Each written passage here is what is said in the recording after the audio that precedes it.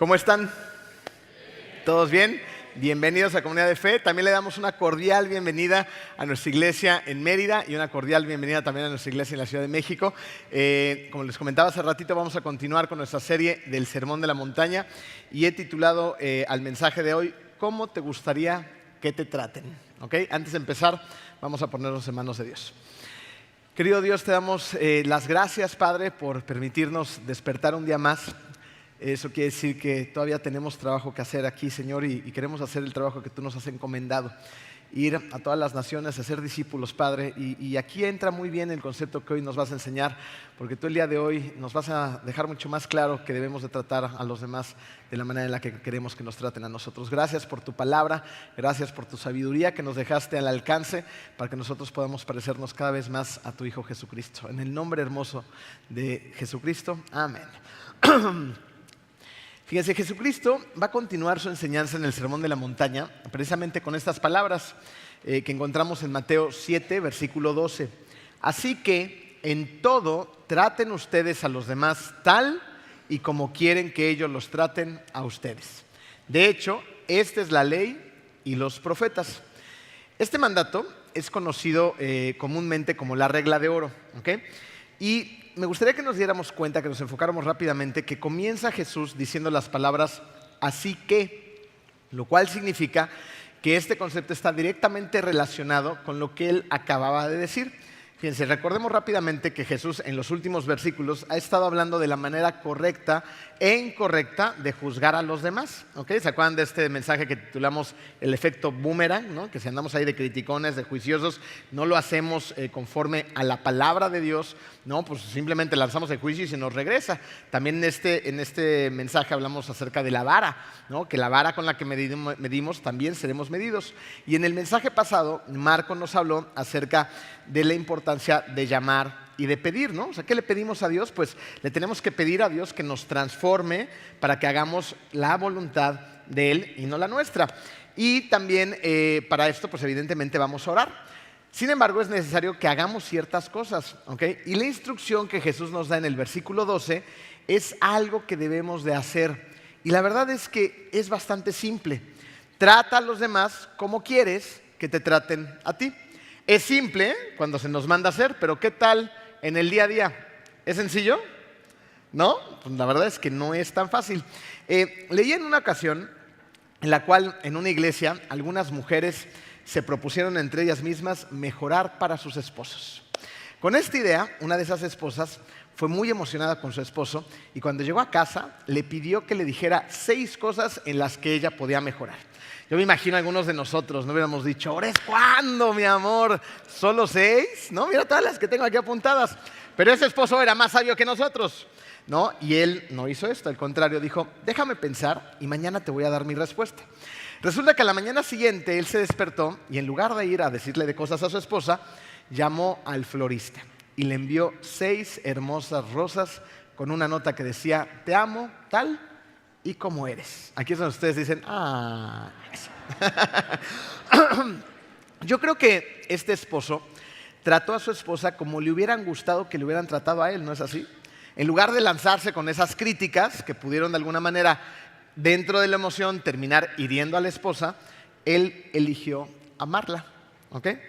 Yo sé que, miren, por experiencia propia, sé lo difícil que es adoptar una directriz como de la que vamos a estar hablando esta mañana. Es una directriz complicada. ¿Por qué? Porque estamos acostumbrados a hacer lo contrario. Pero lo contrario no funciona. ¿Te imaginas a alguien diciendo, por favor, trátame peor de lo que te trato yo a ti? No tiene sentido, ¿no es así?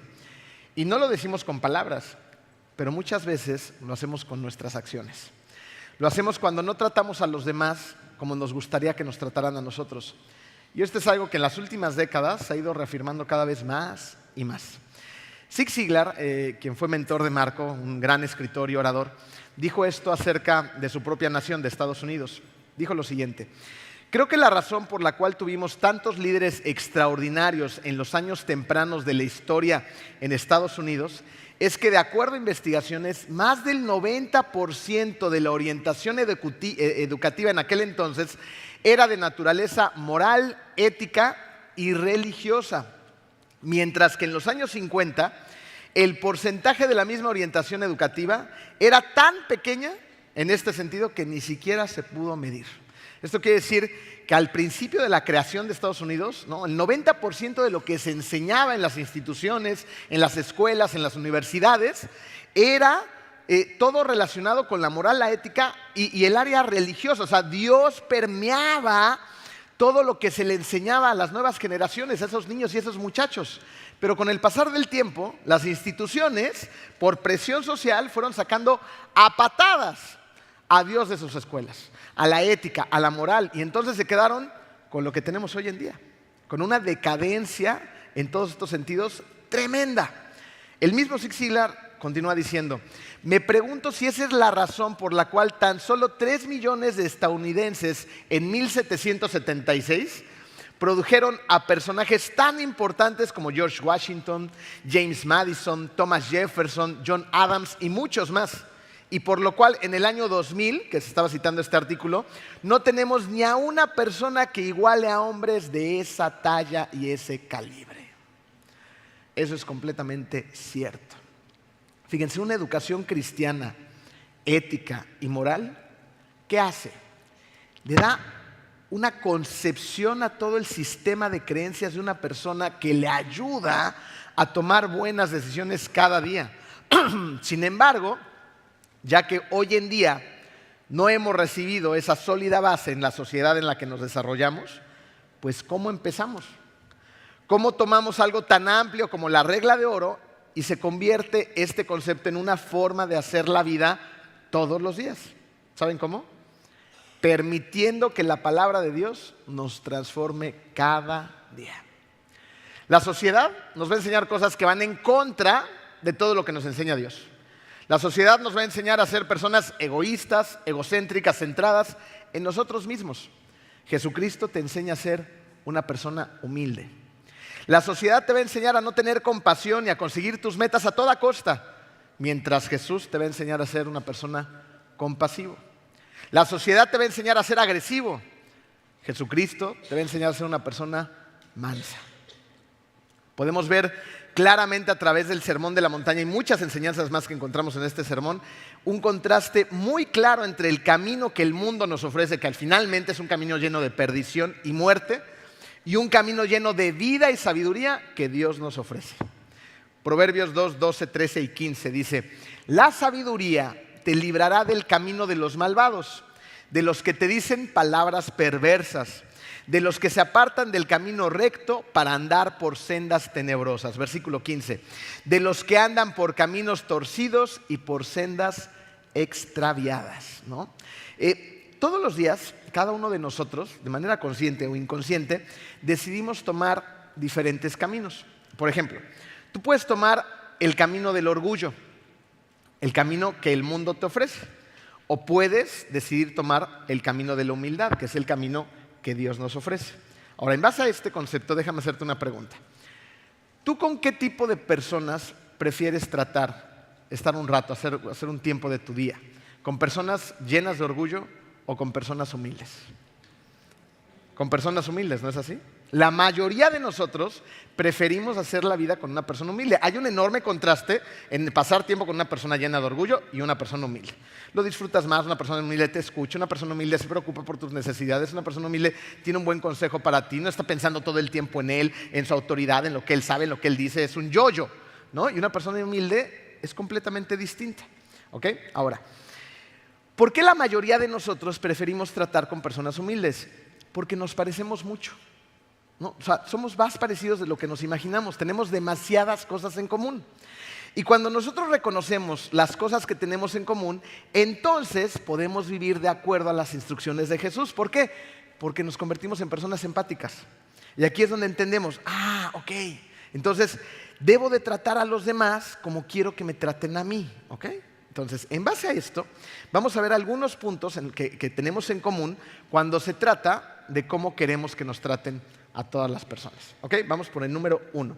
Si quieres ser valorado, valora a los demás. ¿Sabías que el 70% de las personas que renuncian a sus trabajos lo hacen precisamente porque no se sienten valorados? Es un enorme porcentaje, ¿no es así?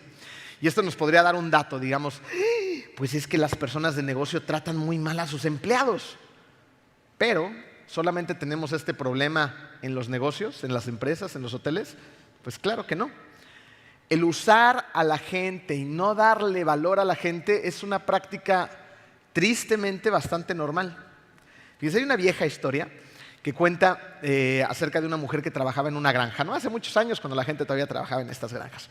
Entonces, el trabajo de esta mujer era preparar, seleccionar toda la comida para que los hombres que trabajaban en el campo, cuando llegaran muertos de hambre en la noche después de ese trabajo arduo, pues tuvieran que comer.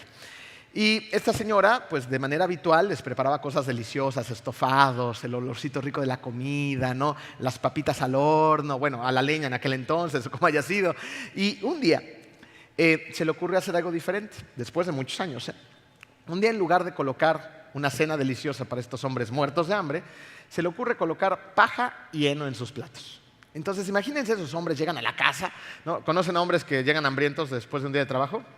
Sí, bueno, imagínenselos, pero al doble, ¿no? Porque trabajaban en el campo y de repente llegan con esa ilusión de comer rico en casa y lo que se encuentran es heno y paja. En ese momento esos hombres le dijeron: ¿qué te has vuelto loca, mujer? ¿O por qué nos haces esto? Tenemos hambre. ¿Qué estás tratando de hacer? A lo que ella respondió: ¿cómo yo iba a saber que se iban a dar cuenta? Hace 20 años que cocino para ustedes y en todo ese tiempo nunca me han dicho que les gusta lo que les hago de comer. ¿Exagerado? No tanto. ¿No es una realidad que no siempre le damos valor a lo que nuestra esposa, nuestro esposo, nuestros padres, nuestros hijos hacen por nosotros? Hace también muchos años, tengo ilustraciones un poquito old fashion hoy, ¿ok? Se hizo un estudio sociológico entre esposas que habían decidido abandonar sus hogares. Y descubrieron en esta muestra, que fue bastante amplia, que la razón principal que dieron para haber tomado esta decisión fue precisamente por la falta de aprecio, porque no las valoraban. Yo creo que si el día de hoy hicieran el mismo estudio también en hombres, ¿no? Sería bastante similar. Y esto se los puedo decir porque dentro de la consejería que tenemos el privilegio de dar, muchas veces grandes problemas dentro del matrimonio, tanto en hombres como en mujeres, es la falta de aprecio sobre las cosas que hacen los demás. Tendemos a dar por sentado que esas cosas van a pasar, ¿no? Y dejamos de decir gracias, dejamos de valorar, dejamos de decir: oye, mi amor, gracias por esto que has hecho el día de hoy, la verdad es que te quedó delicioso, ¿no? Y te lo comes con esas ganas y agradeces, ¿no? O por el otro lado: oye, gracias, mi amor, por trabajar esto, el otro. O sea, dejamos de ser agradecidos, damos por sentados muchas cosas y asumimos que se convierte en una obligación, ¿no? Y sí tenemos responsabilidades en casa, por supuesto que las tenemos, pero siempre es muy bueno ser agradecido y darle valor a las cosas que los demás hacen por nosotros, ¿ok? Ahora, ¿este es un tema solo de negocios y de matrimonios? No, es algo que también hacemos con nuestros hijos. Déjame hacerte una pregunta esta mañana. ¿Qué te hubiera gustado que tus padres valoraran en ti cuando eras un niño, cuando eras una niña? ¿No te hubiera gustado que notaran ciertas cosas que para ti eran importantes y a lo mejor nunca te las reconocieron? ¿Nunca se dieron cuenta? ¿No crees que si tus padres se hubieran concentrado más en tus aciertos que en tus desaciertos, esto hubiera cambiado tu forma de mucha toma de decisiones que hiciste en la vida o que tal vez sigues haciendo ahora? Miren, tus padres, tus tutores o las personas con las que te criaste, estoy seguro que trataron de hacer lo mejor dadas sus posibilidades en ese momento. Y muchos padres de ustedes fueron tremendamente amorosos y trataron de proveerles todo lo que pudieran. Sin embargo, ya sea por falta de educación, por falta de información en aquel momento, por condiciones de la vida, por circunstancias, pues también tuvieron desaciertos, ¿no? Y sin querer, introdujeron en tu corazón ciertas inseguridades, miedos o hasta ciertos traumas que muchas veces ellos venían heredando también de sus padres. Luego te los pasan a ti y luego ¿tú qué crees que haces? Si no estudiamos lo que vamos a ver a continuación, se los transmitimos a nuestros hijos también. ¿Acaso no es fácil reconocer en un hijo lleno de miedo a un padre lleno de miedo? ¿No es fácil reconocer en un hijo lleno de ira, ¿no? En un hijo violento a un padre violento. Y vámonos con un montón de ejemplos más. Es fácil de reconocerlos ahí. Dentro de estas malas noticias hay una excelente noticia. ¿Y sabes cuál es la buena noticia? La buena noticia es que Jesucristo vino a hacer todas las cosas nuevas. Esa es la buena noticia. Y esto lo encontramos a través de Pablo en 2 Corintios 5:17. Escuchen este hermoso versículo. Dice, esto significa que todo el que pertenece a Cristo, o sea, aquí hay una condición, tienes que confiar en Cristo, tienes que creer en Cristo, tienes que pertenecer a Él, se ha convertido en una persona nueva. Si tú pones tu confianza en Jesús, entonces la palabra de Dios dice que eres una persona nueva. La vida antigua ha pasado y una vida nueva ha comenzado. ¿No es hermosa esta verdad? Lo antiguo pasó. Esas cadenas, esas maldiciones que veníamos cargando de atrás, viene Jesucristo y las rompe de una vez por todas. Y entonces hay una vida nueva. La vida vieja ya se quedó atrás y una vida nueva viene por delante. Y tenemos que tenerlo muy claro, porque la realidad es que aunque Jesucristo viene y rompe esas cadenas muchas veces a través de hábitos, de costumbres, de formas en las que hemos sido criados y educados, seguimos transmitiendo esa incorrecta información a las futuras generaciones. ¿Qué es lo que tenemos que hacer? Tenemos que tratar a nuestros hijos como nos hubiera gustado que nos trataran a nosotros, más aún, como necesitábamos ser tratados. A veces a nuestros hijos los presionamos de maneras impresionantes. Les exigimos a puntos insuperables y les hablamos como no lo haríamos ni siquiera con un adulto. ¿Saben dónde vemos esto de una manera muy clara? En los equipos de fútbol. Dentro de la iglesia, gracias a Dios, tenemos un equipo muy saludable, muy bonito, de fútbol para niños y diferentes categorías, y nos invitan a muchos torneos, ¿no? Y son unos campeones, ya han ganado varios títulos nuestros muchachitos. Y ahí jugamos contra un montón de diferentes equipos. Y es muy triste ver cómo en las bancas de repente hay papás demasiado apasionados que maltratan de una manera espantosa a sus hijos. Y sus hijos están jugando un juego, porque el fútbol es un juego. No es nada más que eso, es un juego. Y están jugando, tratando de pasar una buena mañana, y el papá despedaza el espíritu de ese niño. Los hace trizas. Les gritan, en algunos casos los insultan, los presionan, los sobajan, les exigen, ¿no? Y ¿saben cuándo salen esos niños cuando el árbitro pita el partido? Hayan ganado, perdido, metido gol o no. Cuando ahí están los papás haciendo todo eso en el alma y en el corazón de los niños, salen hechos pedazos. No me lo han contado, yo lo veo cada semana. Y salen los niños viendo el piso, arrastrando los pies, con los ojos agachados, muchas veces con lágrimas en su rostro, por la cantidad de insultos y presión que sus propios padres ejercieron en ellos. Y eso no es bueno para ningún niño. Piénsalo así, ¿a nosotros nos hubiera gustado que nos trataran de esa manera? Pues claro que no. Entonces, cuando hacemos eso, lo que estamos haciendo es restando valor, ¿te das cuenta? Y lo que necesitamos hacer es sumar valor. ¿A quién? A todo el que podamos, pero tenemos que empezar en casa. Tenemos que añadir valor a nuestra esposa, tenemos que añadir valor a nuestro esposo, tenemos que añadir valor a nuestros hijos, a nuestros nietos, a nuestros hermanos, a todas las personas que podamos. Y esto es muy importante porque cuando tú añades valor a una persona, entonces se abre una hermosa puerta. Se abre la puerta que le hables a las personas acerca de Jesucristo. Pero cuando tú le restas valor a las personas, esa persona te cierra la puerta de un portazo. Y no quiere convivir contigo, no eres congruente, vaya. No imagines, ay, tú chamaco, no le echas ganas, eres un tonto, y después lo quieres sermonear, ¿no? Pero Dios te ama, mi amor. A ver, papá, no estoy entendiendo, me estás confundiendo. Y muchas veces es el mensaje que llevamos en muchas áreas diferentes de nuestra vida. Entonces piensa cómo te estás comportando en todas las áreas donde tienes influencia, porque en todas las áreas tienes influencia. No tienes que ser ni el dueño, ni el director, ni personas que están a tu alrededor, tienes influencia sobre ellas. ¿Eres un cristiano que está añadiéndole valor a la gente o eres un cristiano que le está restando valor a la gente? Y esa elección la puedes tomar cada día, Mañana en la mañana, hoy en la tarde, a ratito saliendo de aquí, puedes añadirle o restar valor a la gente. Empieza a practicar. ¿Dónde? En todos lados. El día de hoy hay personas que amablemente han sido contratadas en la iglesia para que mantengan los baños limpios de esta iglesia.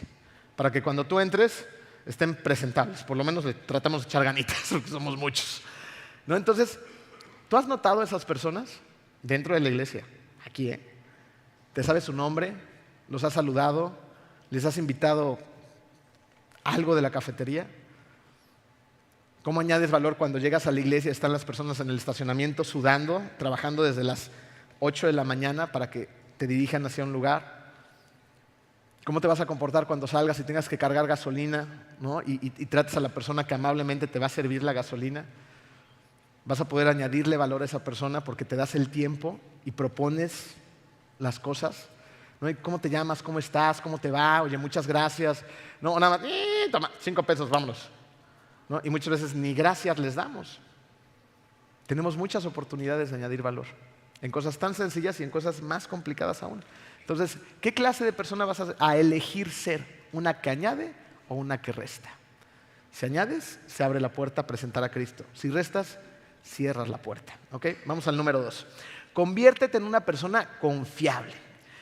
Bien, yo creo que todos sabemos que la confianza es el fundamento de todas las buenas relaciones. Es el fundamento de los buenos matrimonios, de los buenos negocios, de las buenas amistades. Todas estas relaciones requieren confianza. Y si nosotros carecemos de ella, pues la realidad es que no puede existir una relación abierta, honesta, y con el paso del tiempo esta relación está condenada al fracaso. Les quiero contar acerca de un hombre que se llamaba Hoover. Hoover fue un famoso piloto de pruebas de aviones. Y resulta que un día tuvo un accidente interesante. Él se encontraba en un avión que era una reliquia, un avión de la Segunda Guerra Mundial que todavía funcionaba. Y se encontraba a 100 metros de altura. Llevaba 2 personas con él y él era el piloto. Y de repente, así de la nada, ¡pum!, los 2 motores se apagan. Era un piloto de pruebas, ¿no? Era muy habilidoso, entonces con mucho trabajo pues, logró aterrizar el avión y en el aterrizaje pues, lo despedazó, ¿no? O sea, lo hizo pedazos. Era su propio avión. Gracias a Dios, ni él ni los tripulantes tuvieron ningún accidente mayor y salieron con vida de ahí, ¿no? Como él sabía mucho de aviones, empezó a atar cabos y dijo, esto seguramente tuvo que ver con la gasolina que le pusieron a los motores. Entonces, cuando ya estaba sano y salvo, se bajó del avión, revisó los motores y se dio cuenta que efectivamente los motores les habían puesto la gasolina que no era para ese avión, le habían puesto una gasolina de jet, cuando ese avión, por ser viejo, utilizaba gasolina común. Entonces, se dio a la tarea de averiguar quién fue el mecánico que se encargó de preparar el avión para que lo piloteara ese día. Se dirigió en la búsqueda del del mecánico, y el mecánico ya sabía lo que le había pasado, ¿no? al piloto, a Hoover. Entonces, quiero que se imaginen la escena, ¿no? De repente va el señor Hoover, ¿no? ¿Cómo creen que iba? Tranquilo, ¿no? Diciendo, ¡ay, qué buena onda! Hoy tuve un buen día, me encantó pilotear, ¿no? O iba como un manojo de nervios. ¿Cómo irías tú? Ya sé quién fue. Por tu culpa, estuve a punto de matarme. Le pusiste la gasolina equivocada. Perdimos un montón de dinero en ese avión y casi terminas con mi vida y con la de 2 personas más. ¿No es lo que tú y yo hubiéramos pensado acaso? Estaba enfrente de ti. Entonces imagínense al señor Hoover. Ahí va caminando hacia el ingeniero, hacia el mecánico. Y es sorprendente lo que hace este piloto. Porque en lugar de empezar a hacerse todo un discurso mental para ir directamente y reclamar, cuando justa razón tenía, ¿saben qué hizo? Llegó con el mecánico, le puso su brazo sobre los hombros y le dijo, para demostrarte que estoy seguro de que nunca volverá a pasar algo así, quiero que te hagas cargo del avión que manejaré el día de mañana. La historia dice que cuando el mecánico lo vio, estaba llorando y llorando y llorando. Y en lugar de insultarlo, en lugar de decirle todas las cosas que nos podamos imaginar, lo abrazó y le dio una mayor responsabilidad. ¿Quién hace eso con nosotros cada mañana? Dios. Tú y yo lo decepcionamos todos los días. Tú y yo nos equivocamos todo el tiempo. Y hoy en la mañana que despertaste, si tienes a Cristo en tu corazón, ahí estaba su mano poderosa y amorosa sobre tu hombro diciéndote, vamos, hijo mío, vamos, hija mía, una vez más. Sé lo que va a pasar hoy, sé que te vas a equivocar, sé que pecarás, pero aquí estoy junto a ti. Vamos juntos, confío en ti.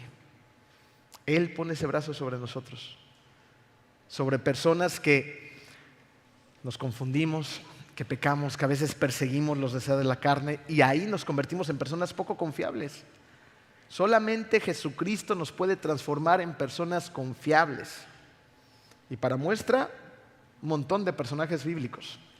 José el soñador, un jovencito pues orgulloso, vanidoso, sus sueños, ¿se acuerdan?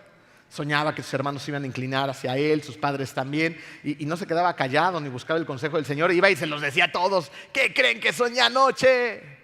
Que ustedes me van a servir a mí, se van a inclinar ante mí. Cuando se los decías una y otra y otra y otra vez, y además eres el consentido de papá, siendo el menor de los hermanos, pues se fue almacenando en el corazón de los otros sentimientos complicados que terminaron teniendo consecuencias. Lo aventaron al pozo, ¿no? Lo terminaron vendiendo, pero Jesucristo, Dios, su Espíritu seguían confiando en José. Salió de ahí, siguió la historia, fue forjándose ciertas cosas en su corazón hasta que cumplió un gran propósito. Saulo de Tarso perseguía a los cristianos y sufría de orgullo al creer que lo que hacía persiguiendo cristianos era lo correcto, hasta que un día tuvo un encuentro con Jesucristo y su vida fue transformada para siempre. Hasta el nombre le cambiaron. Fue transformado en Pablo. Mateo, de ahí estamos sacando estas enseñanzas del Sermón de la Montaña, ¿lo pueden creer? Era un recaudador de impuestos. Él traicionó a su pueblo y seguramente era una persona ambiciosa, por eso tenía ese trabajo. Pero cuando conoció a Jesús, lo dejó todo y lo siguió. Fue transformado también por Jesús y se convirtió en uno de sus 12 discípulos. Jesús confía en nosotros, a pesar de quiénes somos. Segunda de Corintios 3, 16 al 18. Pero cada vez que alguien se vuelve al Señor, el velo es quitado. Ahora bien, el Señor es el Espíritu, y donde está el Espíritu del Señor, ahí hay libertad.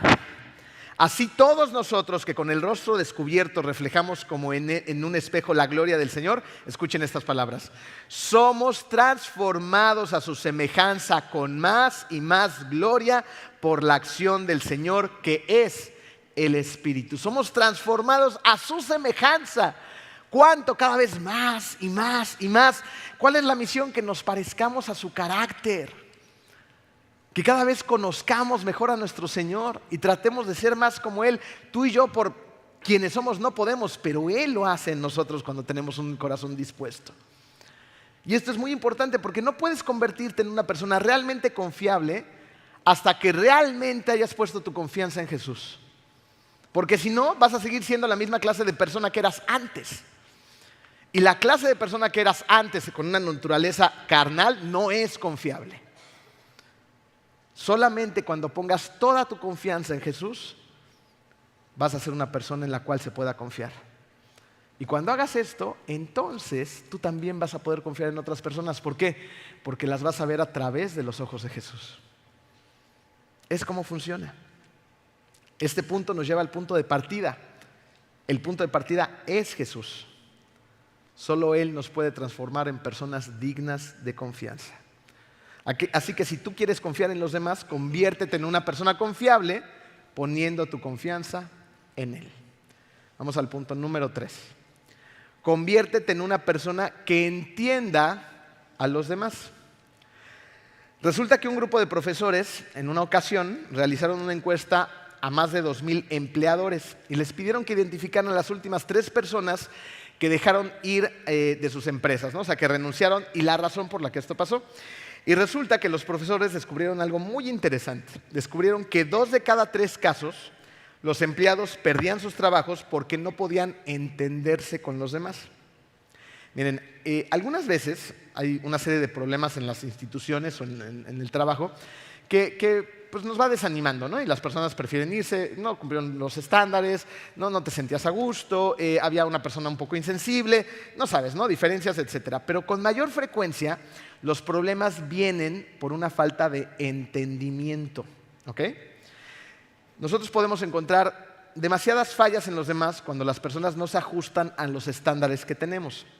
Sin embargo, si nosotros nos esforzamos por conocer realmente a las personas, lo que va a suceder es que vamos a poder conectar emocionalmente con los demás. Y de eso se trata la comprensión. Fíjense, esto es algo que podemos ver de una manera muy clara en los matrimonios. ¿Ok? Hay matrimonios en los que hay una especie de batalla campal. Y parece que con el paso del tiempo, estas batallas se han ido acentuando porque pareciera que vivieran dos extraños en casa, dos personas que ya no se conocen muy bien. Pero antes de llegar a ese punto, vayamos un poquito hacia atrás. ¿Se acuerdan en aquel entonces cuando estaban ligándose a su marido o a su esposa? ¿Se acuerdan? Aquí es, ajá, gracias. Gracias, porque si no ya entiendo muchas cosas. ¿Okay? Entonces, acordémonos de esos momentos. Yo no puedo hablar por ustedes, pero sí puedo recordar un poquito de mi experiencia. Cuando yo estaba conquistando a mi esposa, era una persona que le abría la puerta del coche, cosas en las que tengo que trabajar. Era una persona que la llevaba pues a cenar y podía pasar mucho tiempo conviviendo con ella en esas cenas interminables. ¿Te acuerdas? ¿También te pasó a ti? Esos momentos donde podías pasar horas y horas y horas platicando ¿de qué? De lo que fuera, pero querías estar ahí. En gran medida, ¿por qué? Porque a mí me interesaba de una manera genuina saber qué es lo que ella quería, saber lo que a ella le interesaba, sus sueños, las cosas que motivaban su corazón, las cosas que más le gustaban, las cosas que la hacían vibrar. Y yo ponía mucha atención, hacía notas mentales. No, a Jenny le gusta el sushi con salmón. No, le gusta tal restaurante de sushi con salmón. Le gustan los girasoles, le gusta tal música, ¿no? Entonces a la siguiente cita pues ya llegaba yo con la música, ¿no? Ya sabía qué restaurante, ya sabía hasta qué pedirle en la carta y así fue como poquito a poquito fue cayendo hasta que nos casamos. ¿Ok? Pero luego llega el día a día, ¿no es así? Entras al matrimonio y de repente llegan los hijos y hay que trabajar y hay más trabajo y hay más compromisos y hay cuentas por pagar y cada quien empieza a hacer un montón de cosas y vivimos una vida muy correteada todo el tiempo. Y entonces el tiempo que pasabas antes con la persona pues ya no lo pasas ahora. Y en ese distanciamiento pues te empiezas precisamente a distanciar, valga la redundancia. ¿Okay? Y con el paso de los años las etapas también cambian. A mí ya no me gusta lo mismo que hace 20 años. A Jenny ya le gusta otro tipo de comida, además del sushi, ¿no? Entonces tengo que ir poniéndole atención y buscando, tratando de que ella me siga entendiendo y yo entenderla a ella para tratar de suplir sus necesidades correctamente. Si no lo hago así, con el paso del tiempo somos dos extraños conviviendo en un mismo hogar, que uno parece hablar chino y otro alemán. Hay un buen libro que se llama Los 5 lenguajes del amor de Gary Chapman. Cómprenlo, ¿ok? Y hay para niños, para esposas, para un montón de cosas, ¿ok? Y nos enseña a identificar precisamente estos lenguajes del amor para no distanciarnos de nuestras relaciones, ¿ok? Ahora, ¿a dónde voy con todo esto? Fíjate, tenemos que tratar primero de entender para luego ser entendido. Pero si yo soy una persona egoísta y egocentrista, pues la verdad es que no me va a interesar mucho entenderte primero a ti. Yo siempre voy a querer que me entiendan a mí. Entonces yo voy a ser la víctima, voy a ser el centro de atención, pues no me voy a interesar por los demás realmente, de manera genuina. Puedo aparentar que me interesan los demás, pero al final del tiempo te das cuenta que no le interesabas en lo absoluto a esa persona. ¿Qué es lo que pasa? Que Jesucristo trabaja en nuestros corazones cuando nosotros nos abrimos realmente y Él empieza a transformar todos estos egoísmos, egocentrismos y los empieza a tirar por la ventana. Y yo me empiezo a convertir en una persona que tiene un interés genuino en los demás. Para esto, tengo que tener una actitud flexible y una disposición para aprender y reaprender. ¿Ok? Mi esposa ya no es la misma de hace 20 años. Si yo sigo pensando solamente en mí, no voy a tener ni el tiempo ni la paciencia, ni siquiera voy a querer entenderla mejor. Pero si mi corazón está centrado en Cristo, Cristo me va a decir, a ver, primero estoy yo. El pilar de tu vida es de Dios. Y luego está tu esposa. Así que ve y ocúpate de tu esposa. Ámala, escúchala. Trata de comprenderla y trata de suplir sus necesidades. Y sus necesidades van a ser suplidas cuando ella también viene a mí.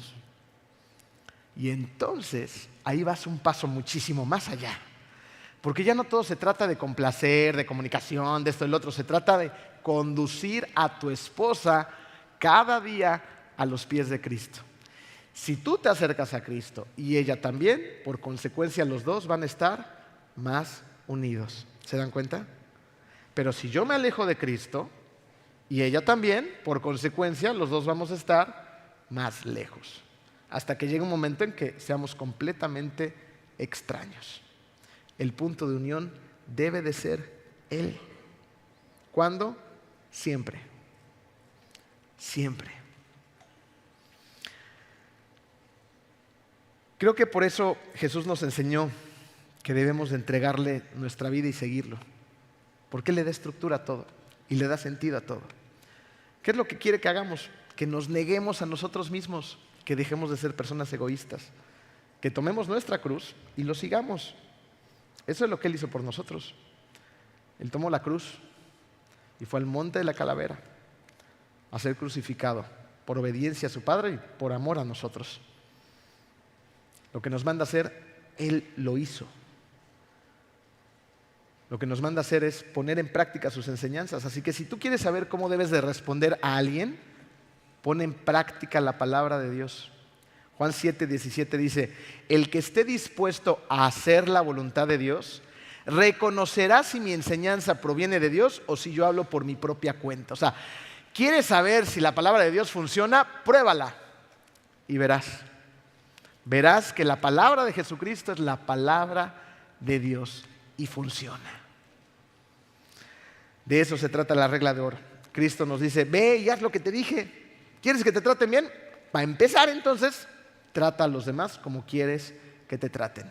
Con amor, con respeto, con humildad, con mansedumbre, con paciencia, con todas las cosas que Él nos enseña a través de su palabra. Para terminar, quiero leerles un extracto de un escrito literario que creo que al final nos va a ayudar a entender muchísimo mejor este concepto. Dice así: escucha, hijo, voy a decirte esto mientras duermes. Hace unos minutos, mientras leía en la oficina, sentí una ola de remordimiento. Culpable, vine junto a tu cama. Esto es lo que pensaba. Me enojé contigo. Te regañé cuando te vestías para ir a la escuela porque te mojaste la cara. Te regañé también porque no te limpiaste los zapatos. Luego te grité porque dejaste caer algo al suelo y en el desayuno también te regañé porque pusiste los codos sobre la mesa. Y cuando ya me iba, me volteaste a ver y me dijiste: adiós, papito. Seco te respondí: pon derechos los hombros. Por la tarde, todo empezó de nuevo. Cuando llegué a casa, te vi de rodillas jugando en la calle. Tenías agujeros en los calcetines.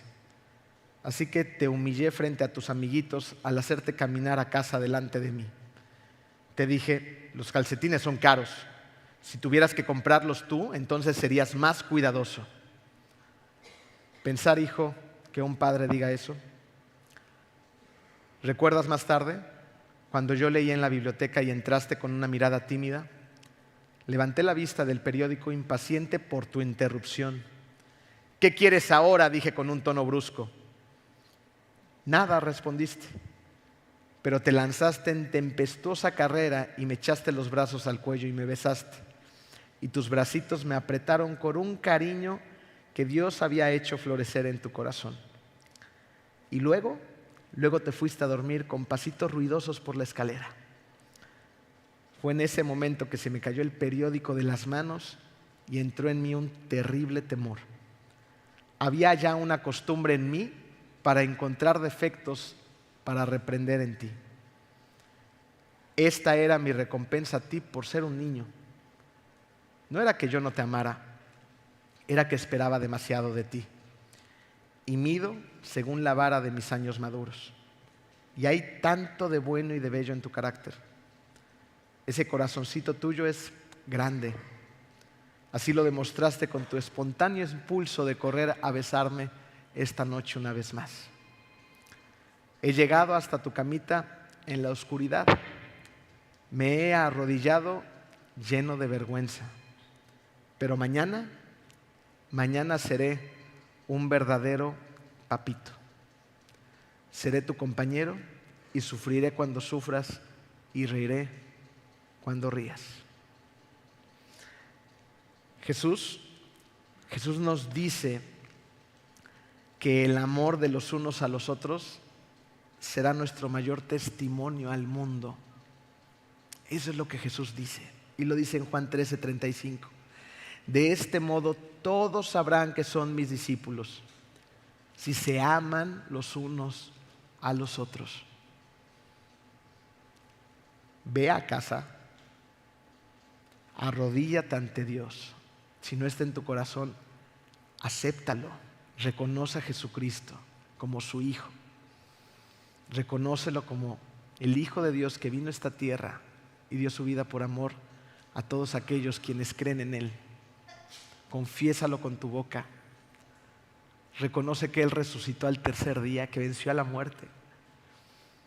Y móntate, súbete en ese proceso de santificación, para que mañana cuando te despiertes puedas ser un verdadero papito, puedas ser una verdadera mamita, puedas ser un verdadero esposo, una verdadera esposa, un verdadero hijo, un verdadero abuelo o abuela.